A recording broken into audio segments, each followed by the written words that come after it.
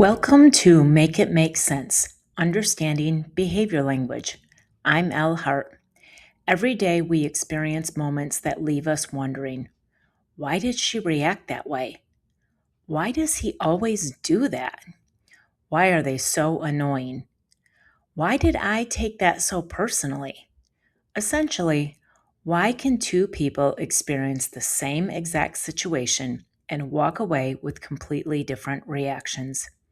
Those questions fascinate me because I've learned they're not necessarily to do with who's right or who's wrong, but more to do with how we each naturally think, act, and relate, what I refer to as our personal process, which is unlike anyone else's and is expressed through our unique behavior language.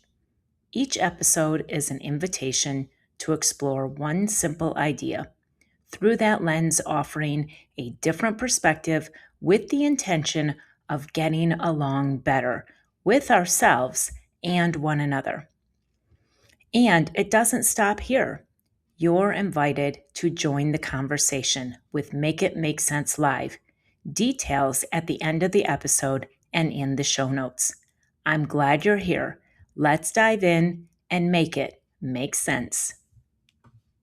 Hello there. Thank you for joining me today. I'm going to start with a question. How many times have you found yourself in a situation where you know better and you know better, but for some reason you don't do better?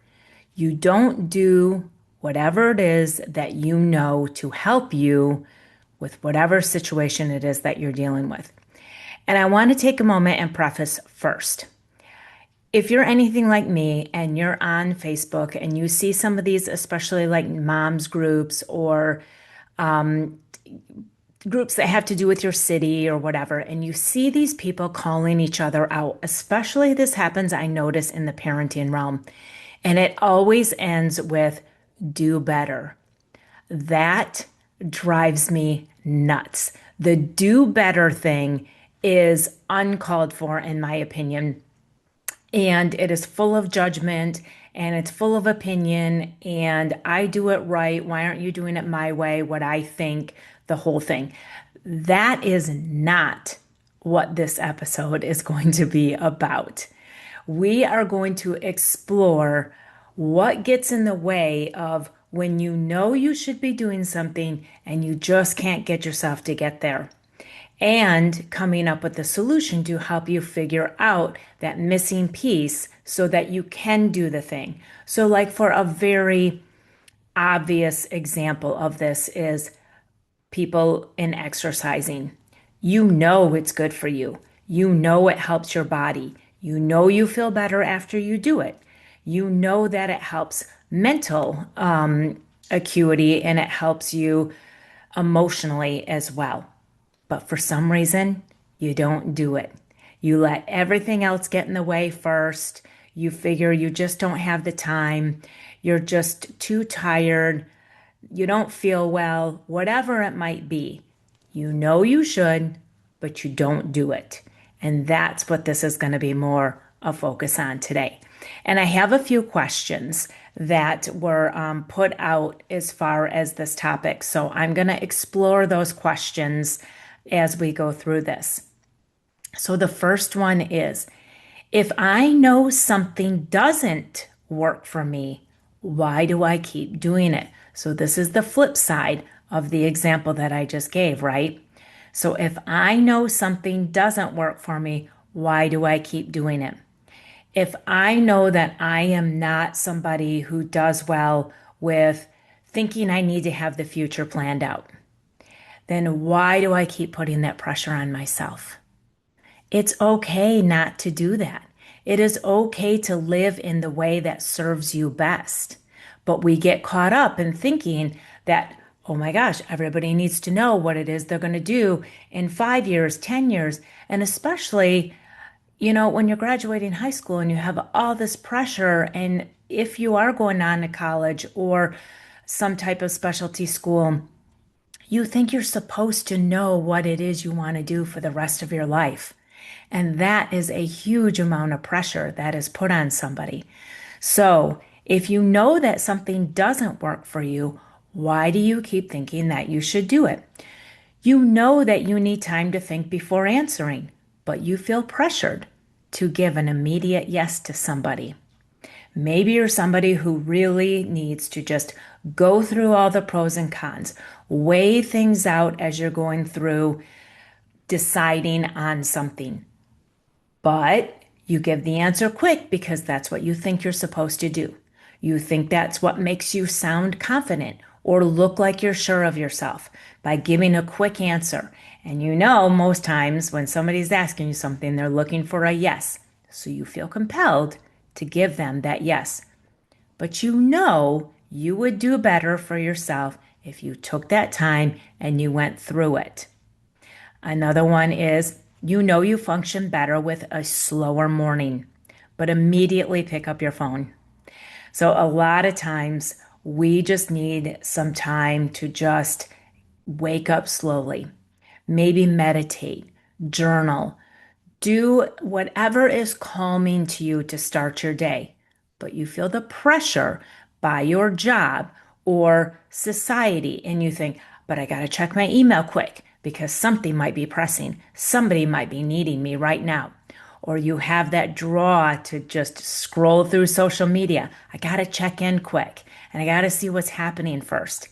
And you know that when you start your day on your phone, the rest of your day is just more stressful. You don't have as much energy. You're not as clear in your thinking, and you're not as calm as you go through and handle whatever it is that's coming at you because you've already depleted so much of your resources just simply by doing something that does not work for you.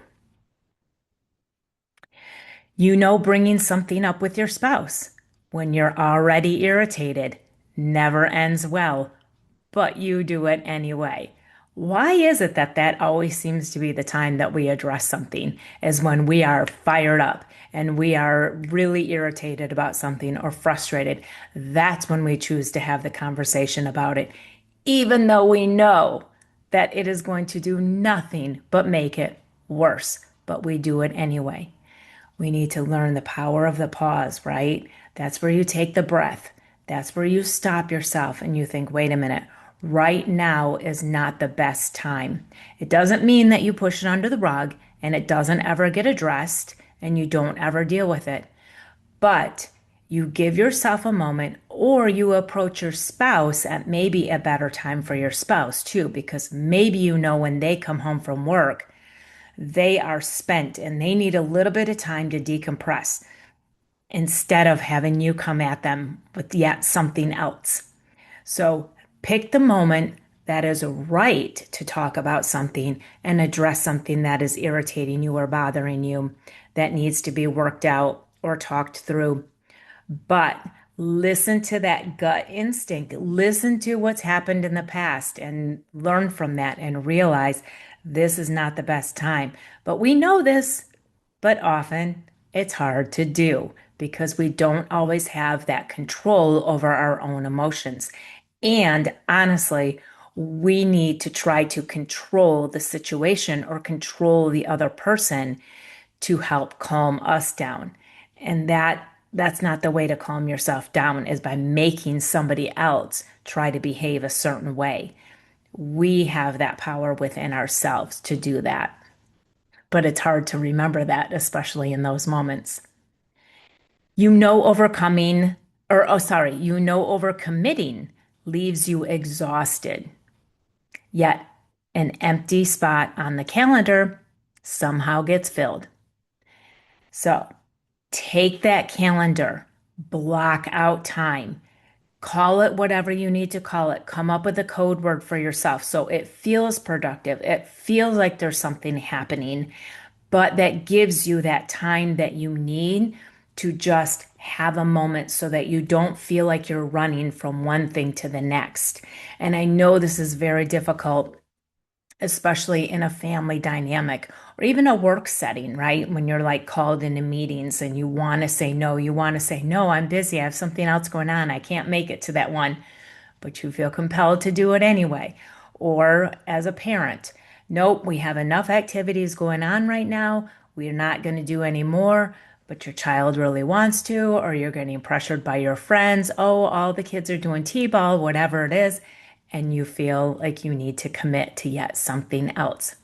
This is where you have permission to honor yourself because when you deplete yourself and you overcommit, if that is not the pace that you run, some people, that's what they thrive on. And they are all good with, like, yes, this thing to the next thing to the next thing. And that gives them that juice that they need. Sitting around or just even the idea of relaxing is like, you know, what are we doing here?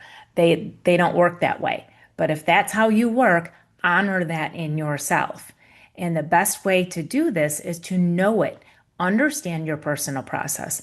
Know what works for you so that you know when something doesn't work from you. Both of those are just as equally important. On to the next question. Why is it sometimes easier to honor what other people need than what I know I need? And a lot of times this can fall into the category of people pleasing, and we hear a lot about that.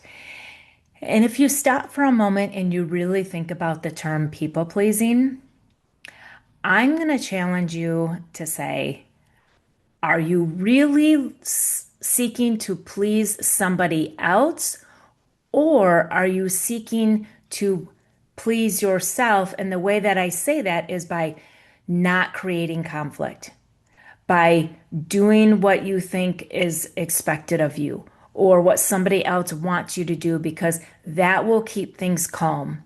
That will keep everybody happy. That will avoid having uncomfortable situations to have to deal with. So at the end of the day, when you boil it down, you think that you're pleasing other people, but you're really just trying to please yourself. But it backfires on you because it isn't really what you want. So you're doing it for the wrong reason. And when you know your personal process, you can start making decisions for yourself for the right reason instead of in an avoidant mindset. So here's a few examples of this one. You rearrange your schedule because someone asked, even though you were looking forward to having nothing scheduled. Again, this goes back to the person who maybe doesn't want to be overcommitted. And you're like, well, okay, this person is asking me to come help them with this, and I don't really have anything going, or I do have something going, but I know I can easily change it or get out of it. And it would really make them happy if I went and helped them with this. If it feels good to you and it is an alignment with what is going to work for you, by all means do it. But if it isn't, and you're going to start getting resentful then, and you're going to do it with some attitude maybe around it, don't do it. It is so much better to say no and not rearrange your schedule for somebody else and honor yourself, because at the end of the day, you're going to be a much better friend or partner or coworker to that person if you are not stressed out and feeling resentful for doing something that you really didn't want to do in the first place. Now, this doesn't mean that we're not giving to other people and that we don't sometimes inconvenience ourselves in order to be helpful, but you need to keep your boundaries on that too. Once in a while, sure. Certain people, certain situations, absolutely. All the time, no. The next one, you soften when you really think because you know someone doesn't like directness. Oh boy, this is a difficult one because I feel like more and more and more we are getting away from being able to handle, tolerate, want direct conversations. But the direct conversations are actually what helps move the needle forward. They either help you get the thing done, they actually can help strengthen the relationship. Now, when I say directness, we also have to be mindful of what is the delivery with that, right? Because if you're being direct, but you're also being disrespectful, then the directness doesn't work then. It's just being rude, really. But if you're being respectful and you are being calm and you're not cutting somebody down, you're not coming out of a place of judgment, and you are just simply stating what you are observing, what you are experiencing, what you are thinking about something, and you are being direct about that. I think that is one of the best gifts that you can give somebody. You keep accommodating the way someone else communicates while becoming frustrated that they don't accommodate yours. This is a big one because communication is part of the personal process and it depends where it lands for people as to how each person communicates. So if you are somebody who shares everything, you like to talk about your day, you like to talk things out, you believe that conversation leads to connectedness. But then there are other people who don't choose to say everything that's going on in their life. They are more quiet. They feel like they can connect in different ways. Then we can get really irritated with one another because, or not only irritated, but sometimes you can just like, you can feel bad about it, right? You can feel like, oh my gosh, this person never opens up to me. They never talk to me. They never share what's going on in their life with me.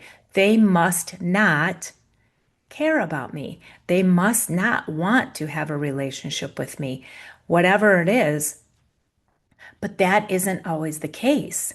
It might just be that they don't communicate at the same level you do, but they connect with you in other ways. So if you learn the way that they connect better for themselves, then you can honor the way that you do and still try to talk, but realize you're just not going to get as much back from them as you might give.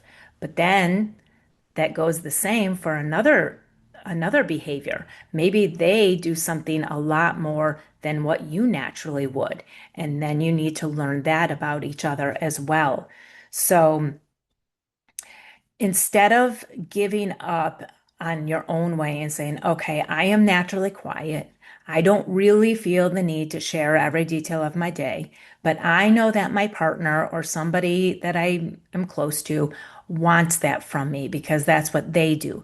So I'm going to start doing that now instead of how I naturally am. You keep doing that and you keep honoring other people instead of yourself. And that's where those resentments get built up. That's where you start getting annoyed. And then it can lead to bigger problems that don't need to be there.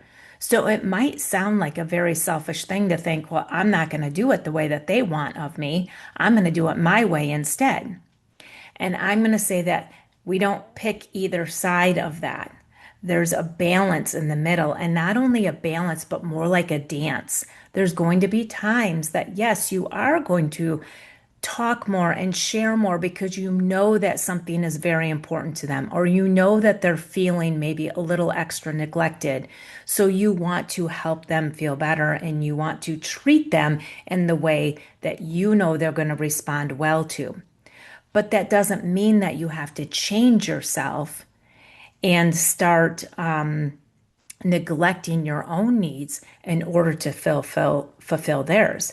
Sometimes, even though you might know that that's what they want from you, you can still choose to be a little bit quiet because that's what you need. Maybe at that time, like I mentioned earlier, maybe when you come home from work, that is just not the time that you are going to share. But later in the evening, when you've settled down, maybe their kids are in bed, you're relaxing, that's when you can open up a little bit then and you can share a little bit more so that they feel that connection too.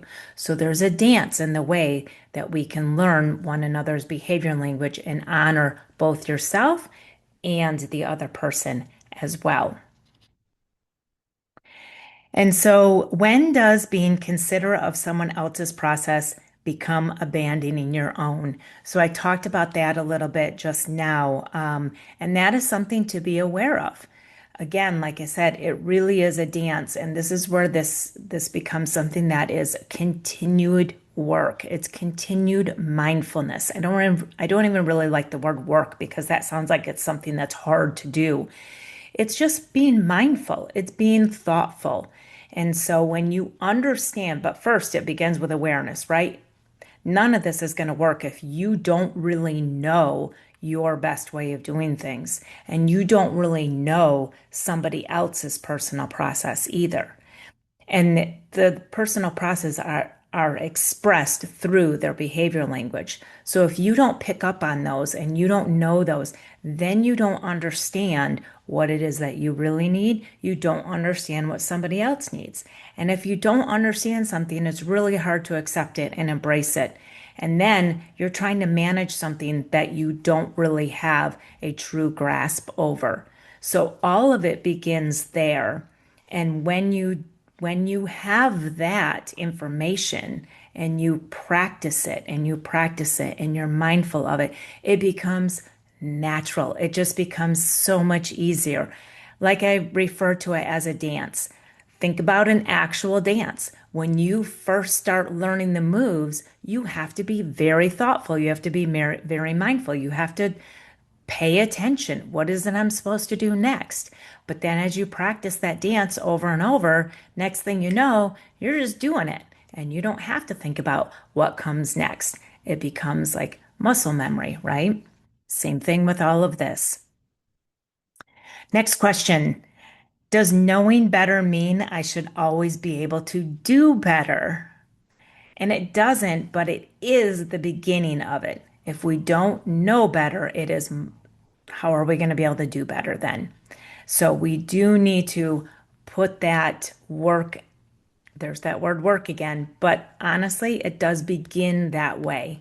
We do need to put the work into understanding and becoming aware of what works for us and what works for other people. So, otherwise, self awareness can actually become another way to judge ourselves.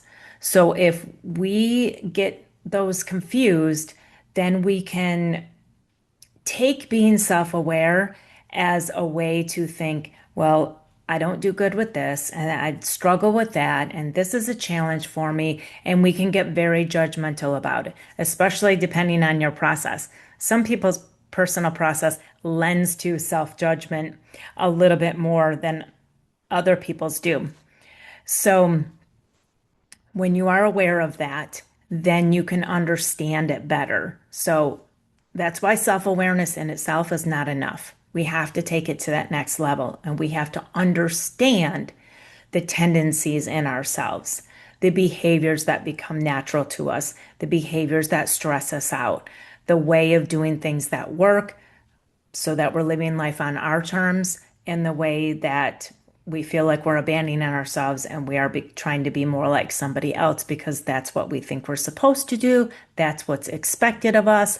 That's what keeps everything what we think calm in life, but it really isn't because you're bubbling up inside when you're doing that. So I know I do this. So why am I doing it again? That's where we can get into beating ourselves up. I know that I struggle with comparing myself to other people, but I find myself doing it over and over again. This becomes awareness to help us grow, to help us put our focus on what really serves us instead of keeping our focus on comparing ourselves when that does not work for us. So, that that is what will help us with trying not to beat yourself up when you do things over and over again, even though you know they aren't going to work for you.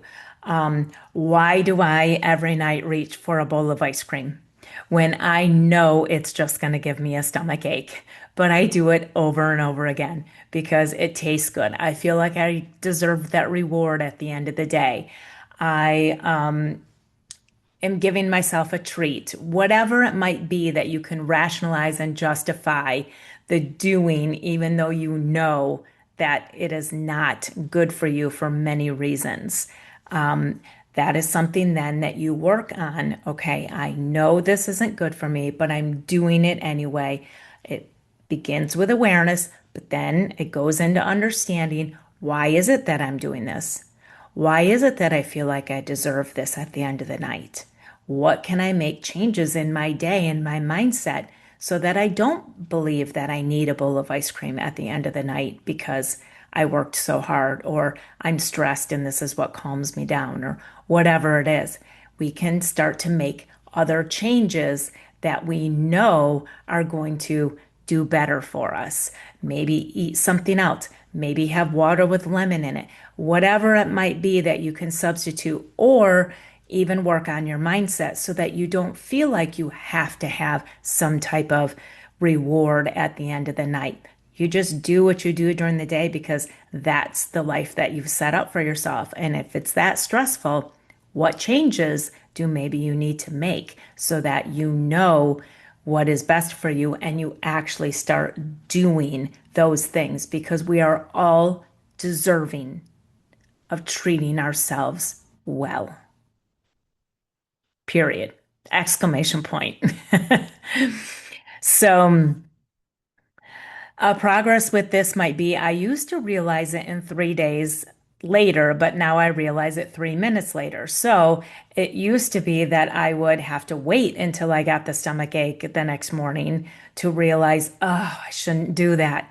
And then the progress is as you're reaching to even buy the ice cream in the store and say, nope, I'm not going to buy it this time. I'm going to get something else instead, or I'm going to realize I don't really need it after all. So, on to the next question. Why do I abandon what I know about myself when I'm stressed?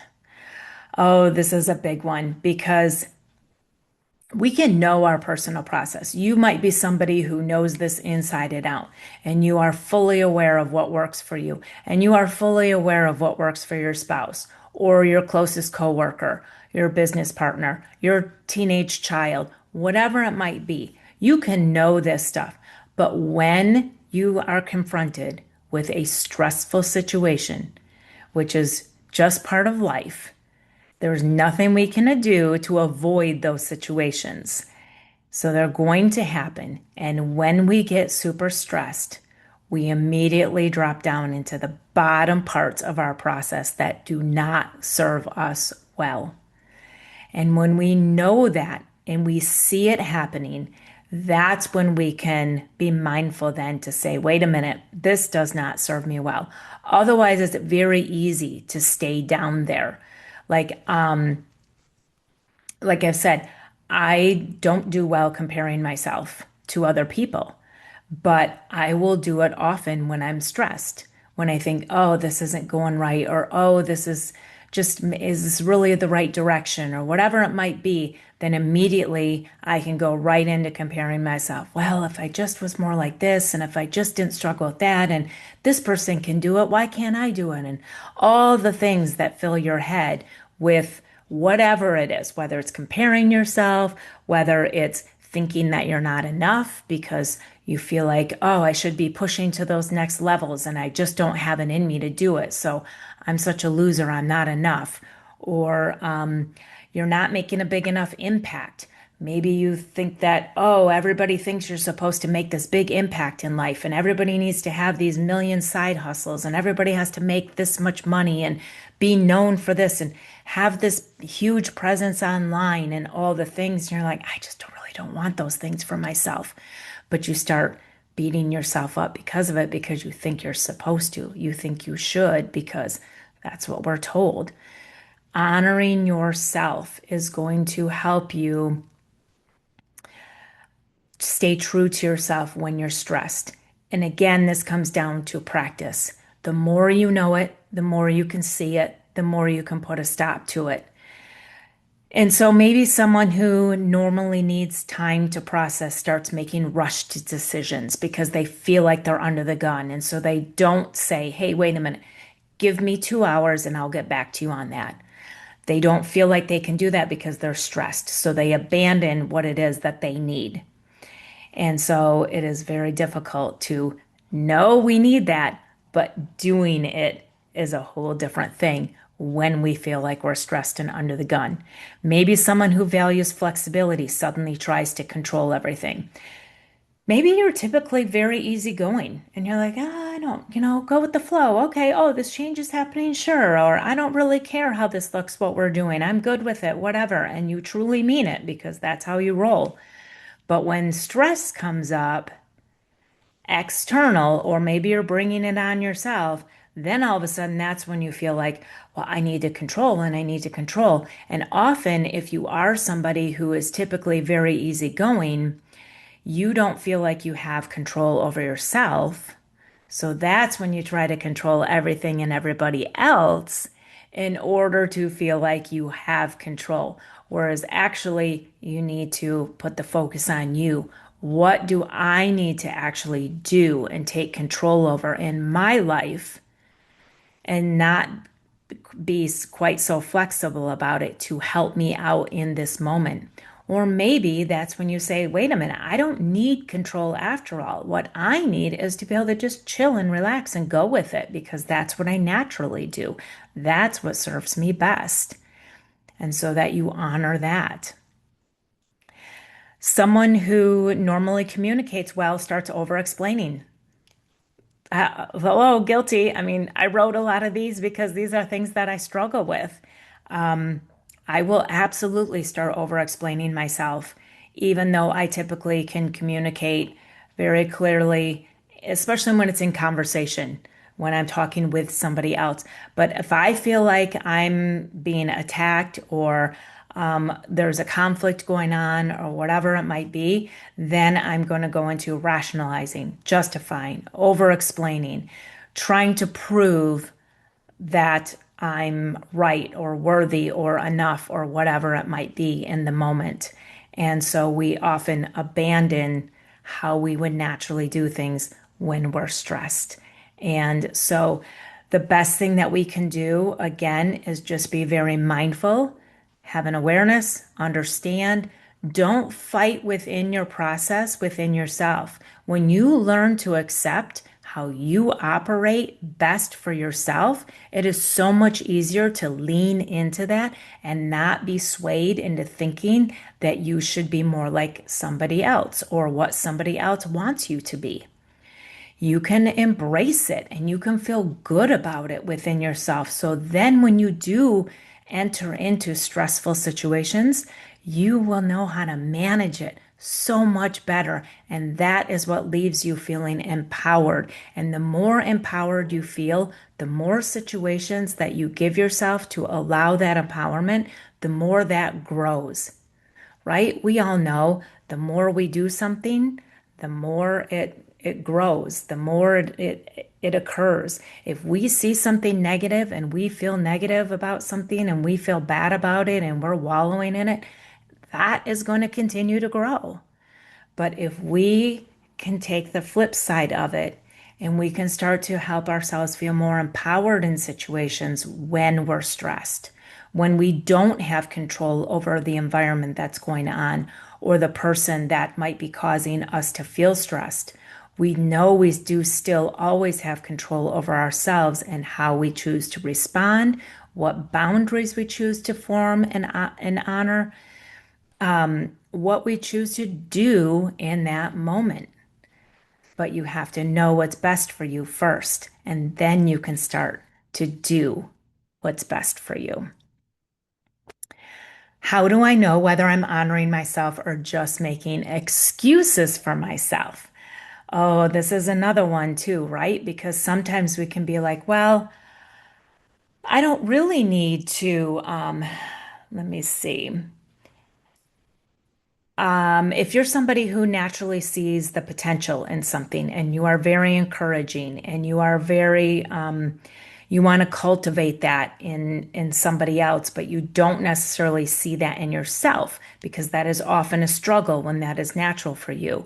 You can see it easily in other people, but you have a hard time seeing it in yourself. That is sometimes the case with people. So, are you just making an excuse then? Well, I can't really do that. I wouldn't be able to do that. There's no way that I would be the one to have my own podcast or start a YouTube channel or begin my own cleaning business or whatever it might be because you're thinking, well, I see potential in other people and I'll help them all day long, but I don't do that in myself. And you know this about yourself.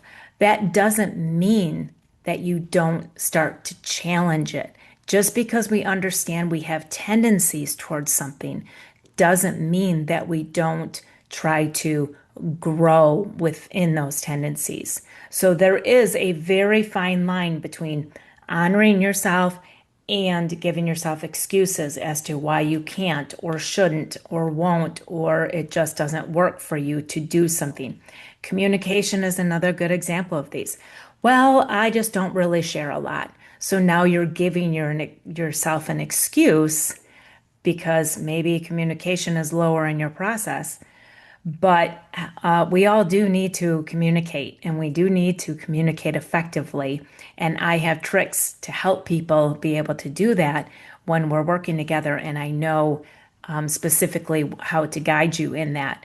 But like, here's some, I'm just not a morning person. This is so easy for me because I am not a systems or a routine person. I don't like a schedule. And so it is very easy for me to just give myself that excuse. Well, I'm more of a go with the flow person. I like to see how my mornings unfold. And then guess what I don't do? Exercise like I had wanted to, or take time to make myself a good breakfast, or work on something around the house that I thought I might do. I can skate out of those so easily because I can give myself that excuse. Well, I'm just not really a routine person. I'm not a morning person. I don't really do well with a schedule. We have to find ways that things work for us. And so I can do those things. I just don't come and I don't approach them from that place.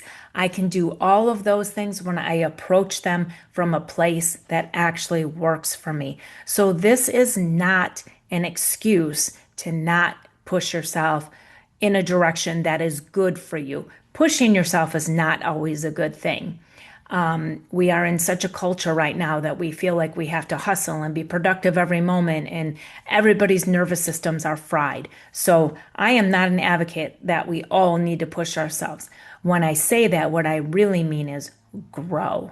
We need to grow. We need to do things that we actually want to do, that we know are going to help us, and we know are going to give us an outcome that we desire, but we just don't really know how to go about them. And the direct path and the obvious path is not always something that works for us. So then we have to figure out what does work for us in our own process. That way we're still honoring ourselves and we're not letting ourselves skate out from excuses. Why can I see exactly what someone else should do, but I struggle to do it myself? Again, guilty. Um, you can tell that I did a lot of soul searching when I was writing these questions because these are things that I think many of us find ourselves doing. It is so easy to give other people advice or see things from a perspective that is helpful when it's their situation, when it's something they're dealing with. But when it's ours, it's sometimes like too close and we don't really know it enough to do the thing that we really need to do for ourselves. So, yeah, like we can give a friend excellent boundary advice while answering your own work email at 9 p.m. or whatever that might look like for you. But yes, it is very easy to say to somebody when you're talking to them, like, oh my gosh, well, you need to set more boundaries on that. Why are you letting that person walk all over you? Why are you doing this? Why are you being so exposed? Why are you being so accommodating to them when they're just taking advantage of you or you're wearing yourself out? But then we can stop and look at ourselves and realize that, oh yeah, I used to be so guilty of putting my boundaries in sand because then I could move them, say, wait a minute, just kidding. Now here's the boundary in order to accommodate. So I still felt like I was keeping a boundary. It's just I was finding myself moving those boundaries in order to accommodate and work for somebody else so that they would get what they needed. And then I was left being stressed because what I was giving was too much, or I knew that I was disempowering them by helping too much. And that is not a good thing. And I realize and I have learned that the best gift that we can give somebody else is to not fix things for them and to not do things for them, but to be there for them, to be a support system, but don't come in and do things for somebody. We all need to figure these things out on our own for ourselves because that is partly how we test our personal process, how we get to understand it better. If we don't ever need to lean on our own process because somebody else is coming in and taking care of things for us and according to their process, then we're left not feeling empowered, right? And then we also look at it and think, well, geez, the way that they're doing things works all the time. No wonder I can't ever do anything because that would never work for me. You're right, because that's their process. When you have a moment to be able to figure out your own, when you're facing a challenge that you need to deal with, and somebody doesn't come in and fix it for you or help you through it, and they just maybe guide you or support you instead, then you can work through it your own way and figure out this works for me. Oh, wait, that doesn't. Okay, I'm going to do a little bit more of this and lean into and learn the way that works best for you. So, sometimes we can tell our spouse to stop worrying about about what someone thinks while obsessing over what someone thinks about you.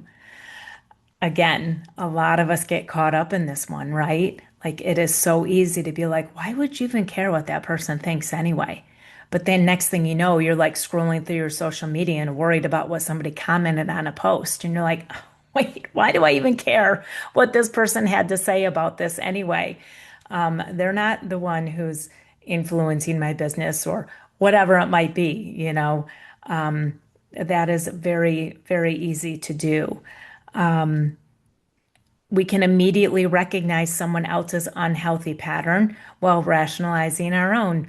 Again, this goes back to the ice cream at night, right? We think, well, I worked hard for this. I deserve this, or I haven't had anything sweet all day, so this is the one time that I get to do this.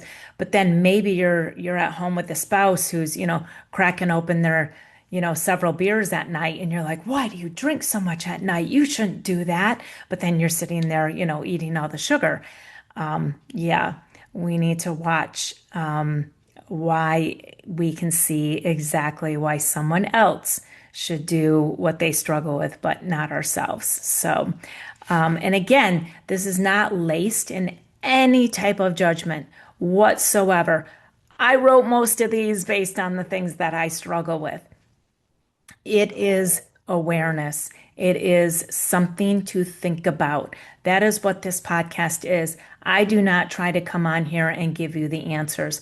I do not come on here and give you the advice that you should take. The internet is chock full of advice that everybody's giving that we should take. I simply am trying to help you see things in a different way because when we get so used to doing things and thinking certain ways and relating to people the same way that we typically do without thinking about it, without being aware and understanding, then that's when all of a sudden we wake up one day and we're like, how did I get here? Why are things like this? I am simply trying to plant those seeds, ask the questions to give you something to think about and see what might come up in your life, and so that you can grow and live your life through a feeling of respect instead of resentment. What if doing better feels worse at first? Like, what if when you say no, you feel really guilty? What if when you do speak directly to somebody, it feels very vulnerable? What if when you're leaving space on the calendar, you feel like you're unproductive then? What if not fixing someone's problem is really uncomfortable because you're watching them struggle and you know you could help them out? What if asking for what you need is like a fear of being difficult? Oh, this is a huge struggle of mine. I really, really do not like asking for what I need. But I have also learned not to expect other people to just know what I need either. I just go without instead, which is not a good thing.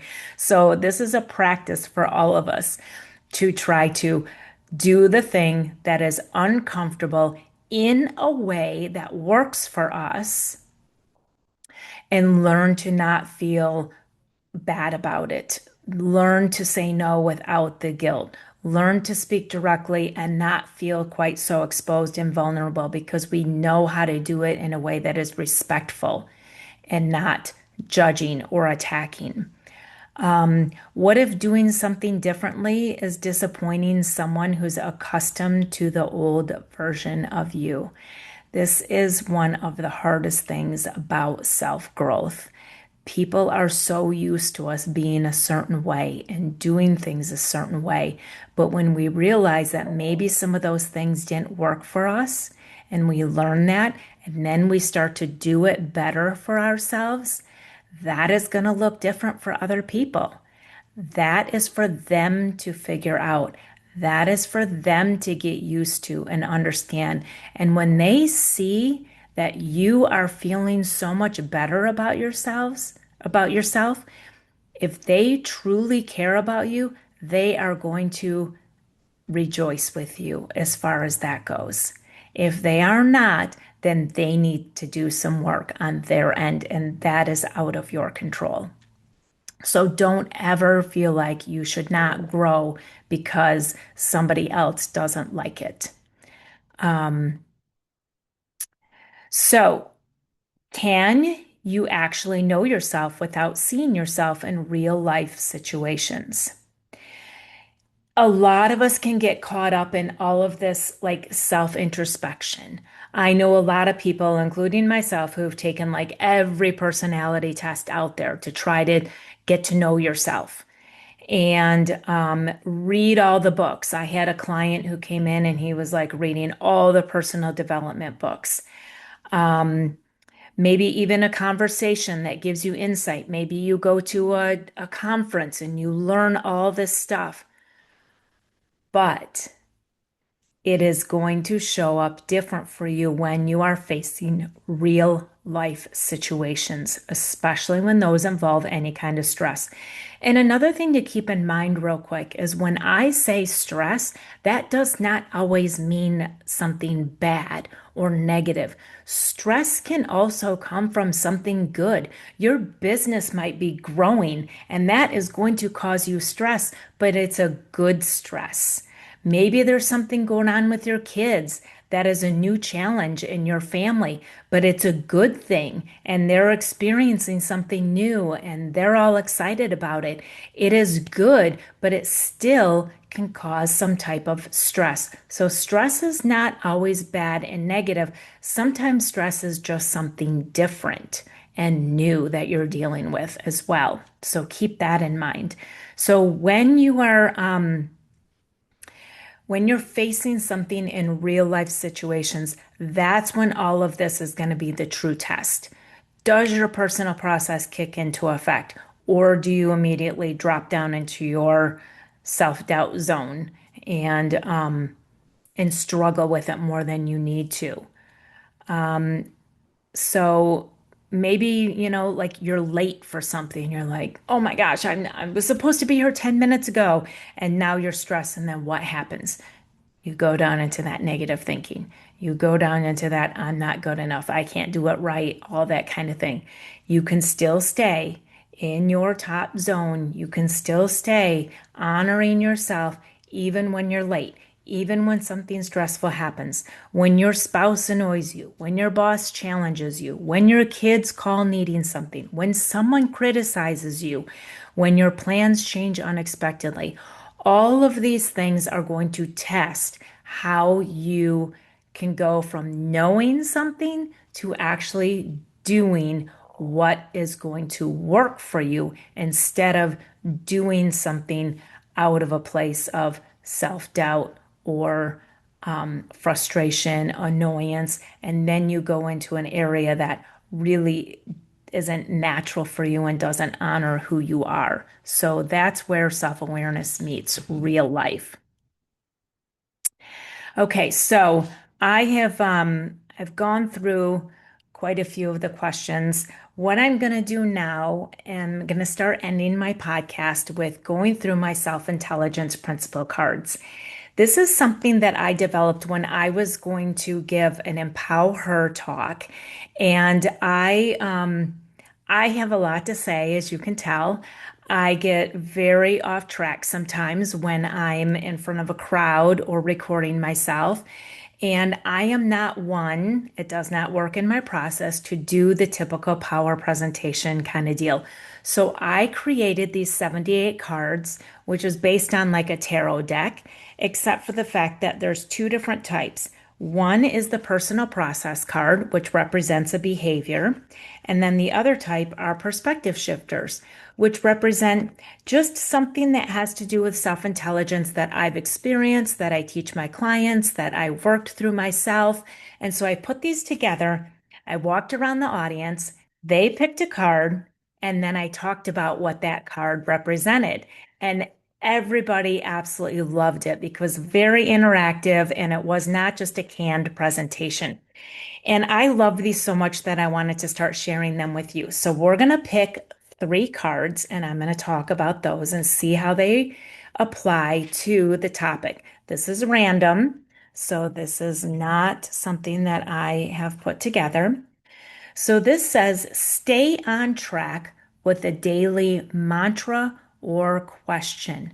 So this is absolutely something that can help you go from I know what works for me, I know what's best for me, why am I not doing it? Or why am I doing what doesn't work for me instead? If you write yourself each morning when you wake up, or maybe it works better for you to do it the night before, or at some point in the day, write down a mantra or a question that maybe applies to your day, what it is that you have going on, applies to the season of your life of maybe you're empty nesting or you're starting a new job and it applies to that. And you refer to that throughout the day. That is going to help you go from knowing what's best for you to actually doing what's best for you. If you have it written out in a way that you can keep referring to as the day goes on. And do this each day with something different so that you test yourself and you can grow in different ways that all apply to working with your process. So the next card is, again, randomly here. This one is see potential in every person, nurturing growth with patience, encouragement, and belief. So it's funny that I happened to refer to this earlier in this episode as well. And the one thing with this that I want to make a reminder is it says, see potential in every person. Guess what every in person includes? You. It is not every other person. It is not everybody else. It is you as well. So when you are struggling with something or you are just facing something new and you are having a difficult time going from what you know is best from doing what is best, stop for a moment, look at the potential in yourself, and then nurture that just the same way you would somebody else. Sometimes it helps us to think of ourselves as our friend, as our child, as a coworker. And if you think of yourself in terms of those people, you would say to yourself then what you would say to them. So if you're in a situation and you would want to encourage somebody else and you would want to approach them with patience and nurture them and belief, show your belief in them, do the same for yourself as if you were your own friend as well. Okay. That will help you go from knowing what's best to actually doing that thing. And the last one is another personal process card. And this says, trust in your own wisdom. Inner confidence is the compass to success. So, this is something that some of us have a hard time doing. And for other people, it comes really, really naturally. Some people could be facing all kinds of turbulence. Things, as an outside perspective, just don't seem to be going right. And you're like, oh my gosh, well, how are you doing that? What is going on with you? And they're like, I'm good. I got it. You're like, what do you mean you got it? It doesn't look like you got it. It looks like you're really struggling. No, no, no, I'm good. I'm good. I'm figuring it out. I've got it. They can naturally trust in themselves. They just automatically feel like they can figure it out. And the beauty in this is when they are going about things the way that they would. They're trusting in their own wisdom. They're following their own way. And if it isn't working out the way that they think, they feel like they have exactly what they need to adjust. Oh yeah, that didn't work out, but that's okay. I'll figure this out now instead. And they just kind of feel like they have all the answers. And to somebody who struggles with this, that can be very frustrating. Like, what do you mean you think you have all the answers? Shouldn't you go learn something? Shouldn't you talk to somebody else? Shouldn't you do it the way that I would instead because it would be so much easier? Nope, nope. They see it their way. So sometimes, no matter where this falls for you in your process, if it is at the bottom, what you can do is you can attach this line of thinking to something that is natural for you, something that works for you. Maybe you are somebody who makes quick decisions and you're impatient and you're impulsive because you get very excited about stuff.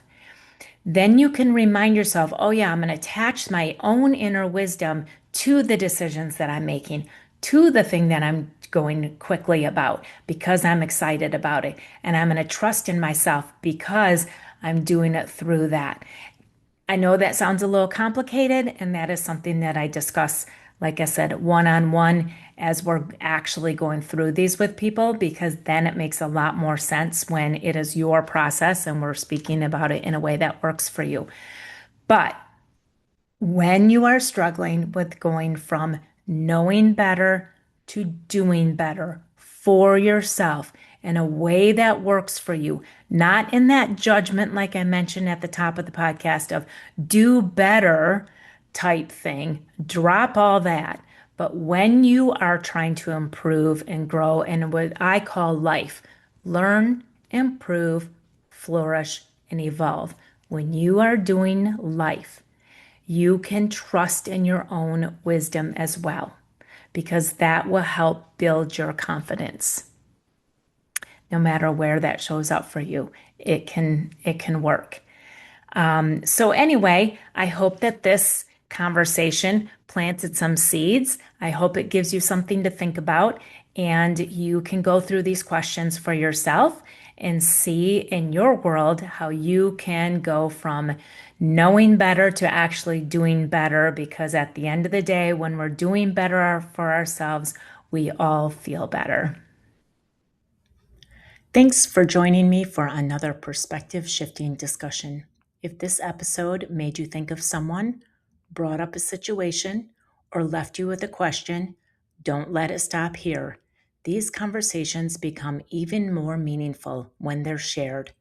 I'd love to have you join me for Make It Make Sense Live, Behavior Language Conversations, every second and fourth Tuesday of the month at 7 p.m. Eastern Standard Time, where we take these ideas off the podcast and into real conversations with real people. Whether you come to ask a question, share your experiences, or simply listen, there's always a seat in the Zoom room for you. You can also learn more about my work, my book, and upcoming conversations at feelempoweredeveryday.com. Until we meet again, remember, when behavior makes sense, relationships get easier, life becomes lighter, and you feel empowered every day.